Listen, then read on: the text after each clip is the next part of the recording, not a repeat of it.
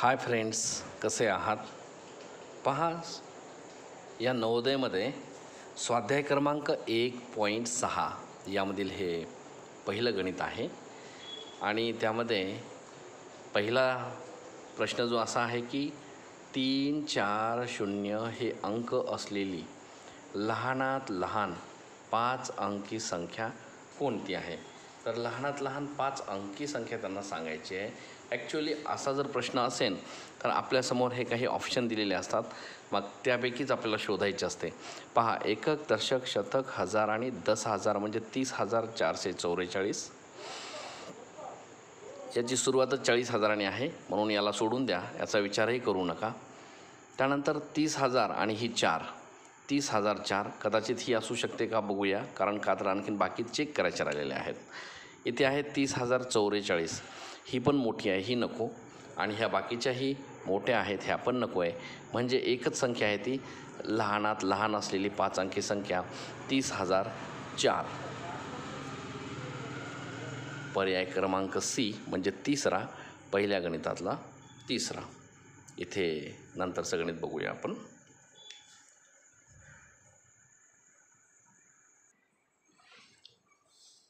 प्रश्न नंबर 2.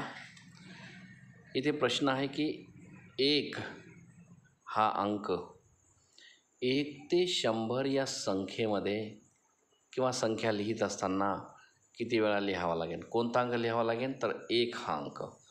म्हणजे तुम्हाला एक माहिती असेल की एक तक्ता दिलेला आहे ज्यामध्ये की ही सर्व माहिती दिलेली असते की कोणता अंक 1 ते 100पर्यंत किती वेळेस येतो. हे एवढं जर माहिती असेल ना किंवा लक्षात जर राहिलं तर प्रत्येक प्रश्नाचं उत्तर, या 1 ते 100पर्यंतच्या अंकांसाठीचं विचारलेलं प्रश्नाचं उत्तर तुम्हाला लागलीच देता येईल. त्यामध्ये आपण बघा, तर थोडंशी माहिती देऊया तुम्हाला. पहा, जर 0 अंक असेल, 0 हा 1 ते 100 या संख्येमध्ये 11 वेळेस येतो. किती वेळेस येतो मित्रांनो? 11 वेळेस. लक्षात ठेवायचं, हे लक्षात ठेवण्यासाठी देतो आहे. जर 1 हा अंक जर म्हटलं तर 1 ते 100 या संख्यांमध्ये तो 1 हा अंक 21 वेळा येतो आहे मित्रांनो. लक्षात ठेवा, 21 वेळा येतो. आणि सर्वात महत्त्वाची म्हणजे सर्वात सोपी गोष्ट अशी आहे की 2, 3, 4, 5, 6, 7, 8 आणि 9 हे सगळेच्या सगळे अंक 1 ते 100 या संख्येमध्ये लिहित असताना किती वेळेस येतात? फक्त 20 वेळेस येतात. 20 वेळेस. म्हणजे दोनच गोष्टी लक्षात ठेवण्यासारख्या आहेत की 1 ते 100 या संख्येमध्ये 0 आणि 1 हा अंक, 0 हा 11 वेळेस येतो, तर 1 हा 21 वेळेस येतो. पक्क जर लक्षात ठेवलं तर तुम्हाला काहीच कुठे करून पाहायची गरज नाही. आणि जर का तुम्हाला वाटत असेल, आता इथे पहा, बी नंबरचं ऑप्शन 21 आहे, म्हणजे आपलं उत्तर बरोबर आहे. जर का तुम्हाला वाटत असेल की हे करून पाहायचं आहे पडताळून, तर बघा, आपण पडताळून बघूया. चला, लागलीच सुरुवात करू पडताळायला. आपल्याला पाहायचं आहे 1 हा अंक किती वेळेस येतो 1 ते 100पर्यंत. पडताळा असा करा, 1 ते 10 पर्यंत 1 हा अंक किती वेळेस येतो? 2 वेळेस येतो. बघा बरं, 2 वेळेस येतो का?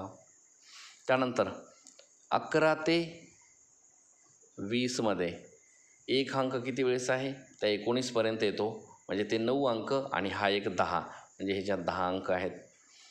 त्यानंतर 21 ते 30पर्यंत 1 हा अंक किती वेळेस येतो? बघा बरं, हा 21चा 1, त्यानंतर मध्यंतरी 1 कुठेच नाही, म्हणजे ते एकच वेळेस 1 आहे. त्यानंतर 31 ते 40मध्ये 1 हा अंक 31ला शेवटून एकक स्थानी 1 येतो, त्यानंतर कुठेच हा 1 येत नाही, म्हणजे हा एकच वेळेस येतो. मग 41 ते 50पर्यंत पण एकच आहे. 51 ते 60पर्यंत पण हा एकच वेळेस येतो. त्यानंतर 61 ते 70पर्यंत तो एकच वेळेस येतो.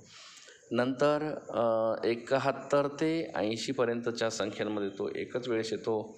अशा प्रकारे जर विचार केला तर परत 81 ते 90पर्यंत तो एकच वेळेस येतो. आणि 91 ते 100पर्यंतच्या वेळेमध्ये 91च्या पहिला तो एकक स्थानीचा 1 आणि 100मधील शतक स्थानचा 1 असा 2 वेळेस येतो. पहा बरं मोजून, 10 आणि 2 12, 13 14 15 16 17 18 19 20 आणि 21 असं एकूण 21 वेळेस किती वेळेस येतो 1 हा 21 वेळेस येतो. 1 ते 100 या संख्यांमध्ये 1 हा अंक 21 वेळा येतो. किती वेळा? 21 वेळा. पक्क लक्षात ठेवायचं आहे. चला पुढे जाऊया आता आपण.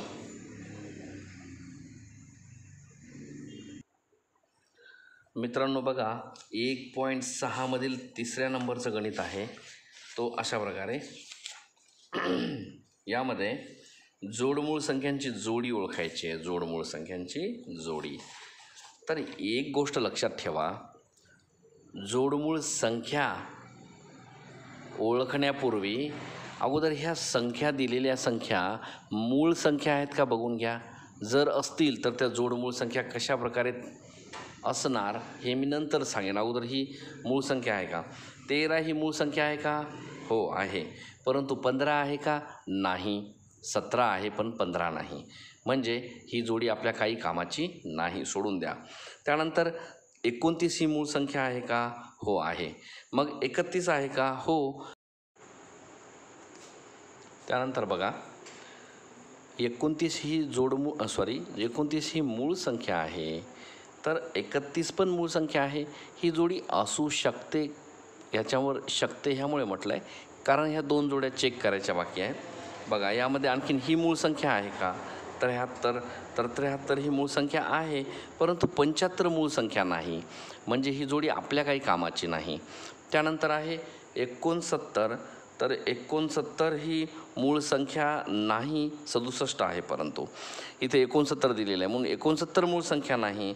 आणि 71 आहे, म्हणजे ही पण जोडी आपल्या काही कामाची नाही आहे ना. म्हणजे जी कामाची आहे ती ही आहे. मग ही जोडमूळ संख्या आहे का? तर हो, ही जोडमूळ संख्या आहे. पण मग आहे तर ती कशी ओळखायची आहे म्हणून? तर बघा, जर का समजा आता मी एक थोडंसं लिहितो आहे, पहा इथे काही मूळ संख्यांचे माहिती लिहितो आहे. ते सुरुवातीपासून 2 3 5 आणि 7, परत 11 13 17 आणि 19. आता एवढ्याचंच आपण उदाहरण जर घेतलं किंवा आणखीन वाढवूया वाटल्यास हवं तर. बघा, त्यानंतर आहेत 23 29 31 आणि 37. आता ह्यांचा आपण अभ्यास करू. थोडक्यात माहिती म्हणजे अशी आहे की 2 3 ह्या सलग येणाऱ्या आहेत, म्हणून ही जोडमूळ संख्या होऊ शकत नाही. 5 6 आणि 7 म्हणजे 2चा यामध्ये फरक आहे, म्हणजे ही जोडमूळ संख्या आहे. बघा, 2चा फरक असेल तर जोडमूळ संख्या असतात. कारण अशा मूळ संख्या ज्या दोघांच्या मधामध्ये 2चं अंतर असेल, ठीक आहे ना. म्हणजे बघा कसं ओळखायचं, 7तून 5 काढले 2 राहतात. अर्थातच 5च्या नंतर 7 हे दुसऱ्या स्थानावर येतात. 5 6 7 ह्यामुळे. त्यामुळे 11 12 13 म्हणजे इथेही 2चा फरक असल्यामुळे 11 आणि 13 ही पण जोडमूळ संख्या आहे. त्यानंतर 17 18 आणि 19 ही पण जोडमूळ संख्या आहे. अशा प्रकारे जोडमूळ संख्या ओळखायच्या असतात मित्रांनो. 23 24 25 26 29 नाही, ही जोडमूळ संख्या होऊ शकत नाही, याचा काही संबंध नाही. परंतु 29च्या नंतर 29 30 आणि 31 यामध्ये 2चा फरक आहे, म्हणून ही एक जोडमूळ संख्या आहे. अशा प्रकारे ह्या जोडमूळ संख्या कशा ओळखायच्यात यासाठी मी एक छोटासा उदाहरण दिलं आहे. परंतु आपल्या ह्या गणिताचं उत्तर म्हणजे 29 31 असं आहे. तो ऑप्शन नंबर बी आहे. चला तर आपण नवीन गणित बघूया.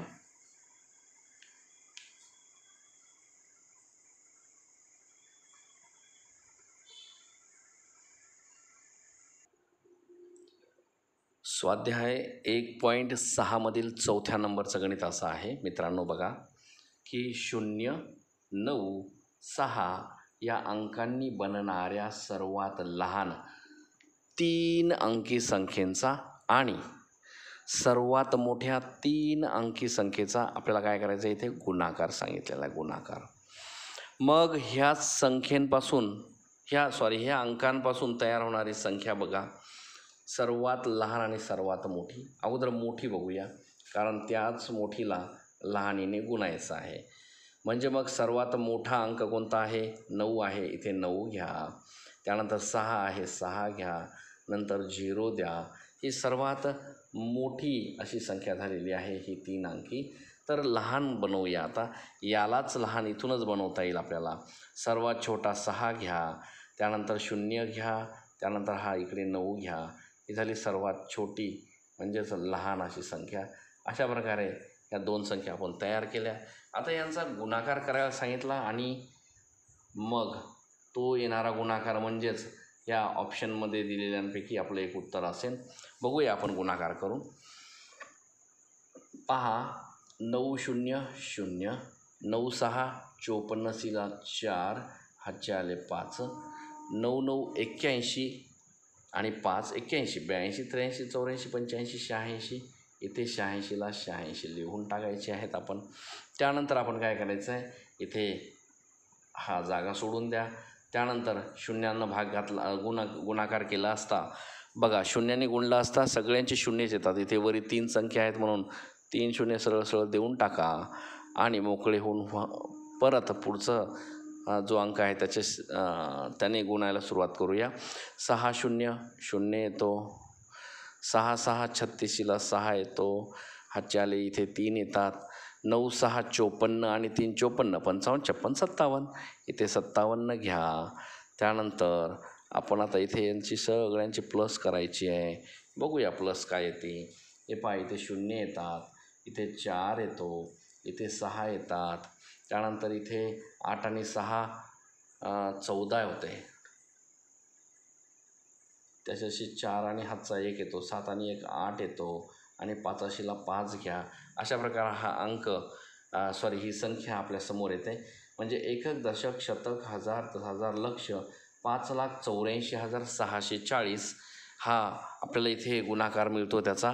म्हणजे 5,84,640 ऑप्शन नंबर बी, अर्थातच दुसरं नंबरचा जो ऑप्शन आहे हे आपलं उत्तर आहे. आपल्याला ते मिळालेलं आहे. अशा प्रकारे ते सोडवायचं असतं. चला लिहून घ्या तुम्ही आणि नंतर नेक्स्ट प्रश्न बघूया. लागलेच.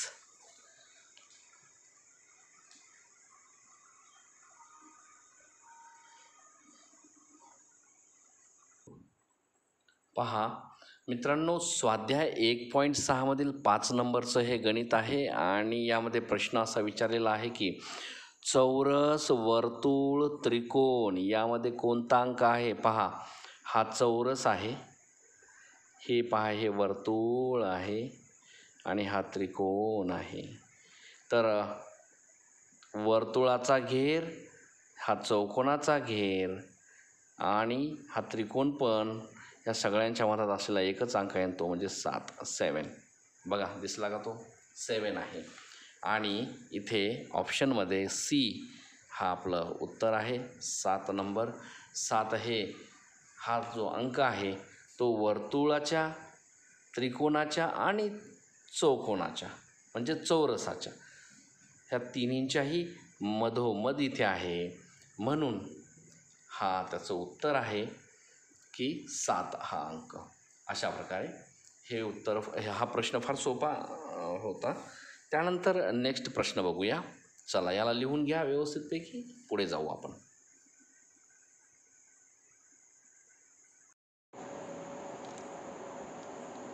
पहा मित्रांनो, स्वाध्याय क्रमांक 1.6 मधील 6व्या नंबरचं हे गणित आहे आणि यामध्ये प्रश्न विचारलेला आहे की एक्स, वाय, झेड आणि टी या संख्येमध्ये, पहा हे एक्स, वाय, झेड, टी ह्या अक्षरांच्या ह्या समोरील संख्या आहेत. तर या संख्येमध्ये वापरलेल्या जो अंक आहे, कमाल अंक म्हणजे मोठ्यात मोठा, कमाल अंक म्हणजे मोठ्यात मोठा अंक 7 वापरलेला आहे, हे लक्षात ठेवायचं आहे. या अंकांमध्ये ह्या संख्येमध्ये कमाल अंक, सगळ्यात मोठा अंक 7 आहे. तो प्रत्येक संख्येमध्ये जरी एकदाच वापरला, हो खरंच एकदाच वापरलेला आहे, पहा इथे एकदाच वापरलेला आहे, तर बाकीचे अंक ज्ञात नाहीत, म्हणजेच त्यांना माहिती नाहीत. तर एक्स, वाय, झेड, टी यामधील कमाल संख्या म्हणजे मोठ्यात मोठी संख्या कोणती असेल. बघा, सगळ्यात आत्तापर्यंत झालेल्या गणितांमधील सगळ्यात सोपं गणित हेच आहे हे मी तुम्हाला सांगेन. तुम्ही म्हणणार कसं, याचं काहीच करायचं नाही काहीच, तर मग याचं उत्तर शोधायचं कसं? पहा, यांनीच सांगितले उत्तर. या सर्व संख्येमध्ये ह्या संख्या आहेत. ही एक्सवाल्याची संख्या ही एवढी आहे, वायची संख्या ही एवढी आहे, झेडची संख्या ही एवढी आहे आणि टीची संख्या ही एवढी आहे. आता ॲक्च्युअली एवढी आहे म्हणजे आतमध्ये सगळे स्टार बाकीचे आणि एकच 7 हा दिसतोय, परंतु यांनी सांगितलंच इथे की सगळ्यात मोठा अंक आहे ना, या संख्येमध्ये सगळ्यात मोठा अंक 7 आहे आणि मग बाकीचे अंक माहिती नाहीत, तर सगळ्यात मोठी संख्या ओळखायची आहे. अंक 7 आहे तर संख्या मोठी ओळखायची आहे. लक्षात ठेवा, कोणतीही संख्या ही मोठी तेव्हाच असते जेव्हा तिचा सर्वात शेवटचा म्हणजे एकक, दशक, शतक, हजार. आता इथे 1000 स्थानावरच्या सगळ्या संख्या आहेत, म्हणून या संख्येतील 1000 स्थान स्टार आहे आणि आपल्याला माहिती नाही, कारण ही लहानच असू शकते, कारण सगळ्यात मोठी संख्या संख्येमध्ये सगळ्यात मोठा अंक 7 हा सांगितलेला आहे. त्यामुळे इथे 7 हा अंक एकक, दशक, शतक स्थानी आहे, हे लक्षात घ्यायचं आहे. म्हणून एक्स हा आपल्या कोणत्याच कामाचा नाही आहे किंवा एक्सची संख्या ही आपल्याला नाही घ्यायची आहे, ही आपली कोणत्याच कामाची नाही आहे. त्यानंतर वायचा विचार करूया. वायच्यामध्ये असलेल्या संख्या एकक, दशक, शतक आणि हजार. शेवटचं स्थान हजाराचं आहे आणि 7 हा सगळ्यात मोठा अंक आहे त्या संख्येमध्ये, म्हणजेच सगळ्यात शेवटी 7च आहे. अर्थातच 7000 असं त्याचं स्थान आहे.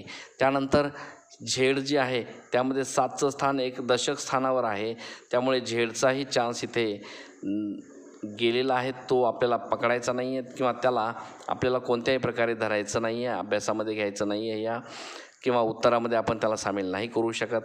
आणि हा तर एकक स्थानावरच, 7 मोठ्यात मोठी संख्या एकक स्थानावरच आहे, बाकीच्या सर्व लहान असू शकतील, त्यामुळे हा पण घ्यायचा नाही. मग राहतो फक्त वाय, आणि वायमध्ये जर विचार केला तर ह्या संख्येमध्ये सगळ्यात मोठा अंक 7 हा सर्वात मोठ्या जागेवर म्हणजे हजाराच्या स्थानावर बसलेला आहे. म्हणून वायमध्ये असलेल्या सिरीजमध्ये वायच्या ह्या अक्षरामध्ये सर्वात मोठी संख्या ही वायची आहे, असं म्हणता येईल आपल्याला. सर्वात मोठी संख्या ही वायची आहे, सर्वात मोठी संख्या ही वायची आहे. त्यामुळे वाय हा बीच्या ऑप्शनमध्ये बीवर आहे, म्हणून ऑप्शन नंबर बी अर्थातच दुसरं हे आपलं उत्तर आहे वाय. ठीक आहे, इथे वाय हे आपलं उत्तर आहे. का तर वायची जी संख्या आहे सगळ्यात मोठी आहे, कारण सर्वात मोठ्या स्थानावरचा अंक हा सगळ्यात मोठा अंक 7 हा तिथे मोठ्या स्थानावर बसलेला आहे, म्हणून तीच मोठी संख्या असायला पाहिजे.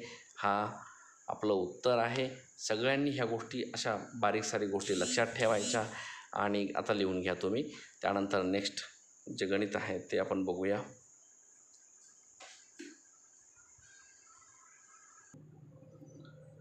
पहा, स्वाध्याय 1.6 मधील हा 7व्या नंबरचा किंवा क्रमांकाचा हा प्रश्न आहे आणि यामध्ये काय दिलेलं आहे की 3, 0, 8, 2 आणि 7 हे अंक जर एकदा घेऊन बनणारी 5 अंकी लहानात लहान, पहा लहान विचारलेली आहे, विषम संख्या.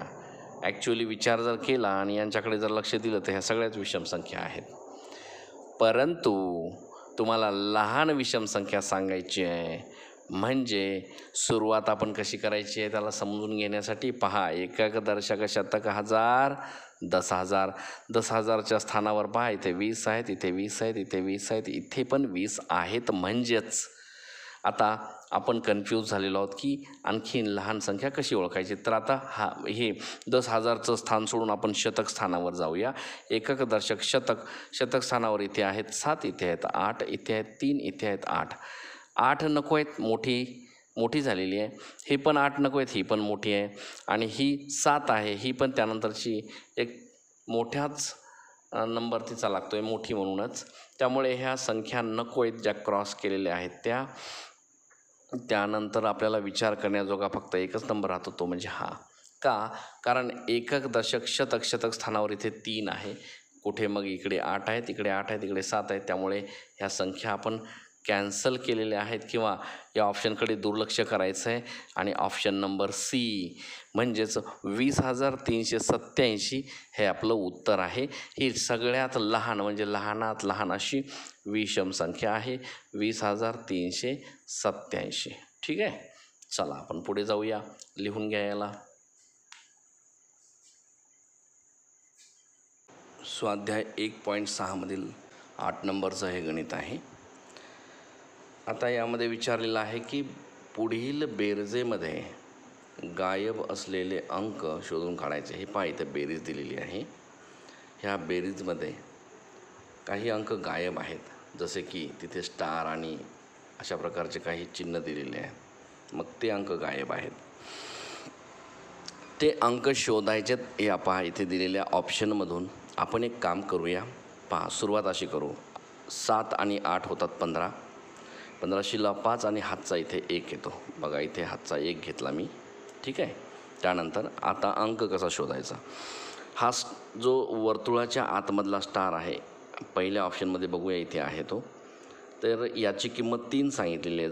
जर आपण 3 घेतला है ना, इथे जर आपण 3 असा ठेवला तर 3 आणि 3 6 आणि 1 7 होतात. इथे 7 नाही आहेत, 5 आहेत ऑलरेडी उत्तर. त्यामुळे याची किंमत 3 हे आपल्या काहीही कामाचं नाही. म्हणजे हा जो ऑप्शन आहे ए नंबरचा हे आपल्याला नको आहे. ठीक आहे. पुन्हा पुढे जाऊ. बी नंबरच्या ऑप्शनमध्ये शोधूया. हा जो स्टार आहे वर्तुळातील याची किंमत 1 ठेवलेली आहे. इथे जर 1 ठेवली असेल तर 3 आणि 1 4 आणि 1 5 म्हणजे हा इथे व्यवस्थित येतो. आता बघूया पुढे व्यवस्थित आलं पाहिजे. म्हणजे हा जो बी ऑप्शन आपण पकडतो आहे त्यामधीलच आता ह्या चौरसामध्ये असलेल्या स्टारची किंमत 3 ठेवूया. आणि मग इथे जर 3 अशी ठेवली तर 3 आणि 2 5 होतो.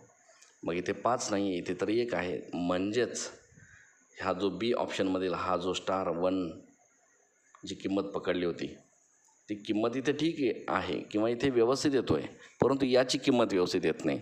म्हणजे हा बी नंबरचा ऑप्शन आहे आपल्याला नको आहे. तोही आपल्या काही कामाचा नाही. सी नंबरच्या ऑप्शनचा विचार करू. पहा इथे वर्तुळातील स्टार आहे याची किंमत पण 1च आहे.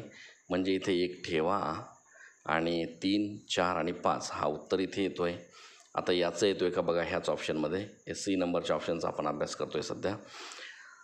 ह्या चौरसाच्या आतमध्ये असलेल्या स्टारची किंमत 9 घ्या. इथे जर आपण 9 घेतली तर 9 10 आणि 11.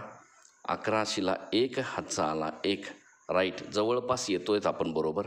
हे पहा हातचा 1 घ्या आणि त्यानंतर हा जो अशा प्रकारचं जे चिन्ह आहे सीमधील असलेल्या अशा प्रकारच्या चिन्हाचं किंमत आहे 3.